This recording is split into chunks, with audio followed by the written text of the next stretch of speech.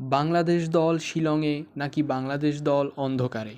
গেল দুদিন মাঠ বরাদ্দ নিয়ে একের পর এক ঘটনায় যা কেবল রূপক অর্থে বলা হচ্ছিল, এখন সেটাই বাস্তব হলো। হামজা জামালরা প্র্যাকটিস করছেন, কিন্তু স্টেডিয়ামের 4টি ফ্লাডলাইটের দুটোই বন্ধ। আবছা আলোয় কে কাকে বল দিচ্ছেন বুঝার কোনো উপায় নেই। পাক্কা 5 মিনিট এভাবেই কনফিউজডভাবে বল চালাচালি করতে দেখা গেল হামজা তারেকদের। অবশ্য এমন কিছু হবে তা শনিবার দফায় দফায় বাংলাদেশ দলের সূচি পরিবর্তন হওয়া দেখেই আঁচ করা গিয়েছিল। শেষমেশ সন্ধ্যা 7:30টায় প্র্যাকটিসের জন্য ফাইনাল কল করা হলেও বাংলাদেশ টিম এসে দেখে স্টেডিয়ামের সব ফ্লাডলাইট অফ। ক্যামেরার ফ্ল্যাশলাইটে কোনো মতে পথ চিনে তাদের ঢুকতে হয় ড্রেসিং রুমে। অবশেষে ফ্লাডলাইট জ্বলার পর জানা গেল আসল ঘটনা।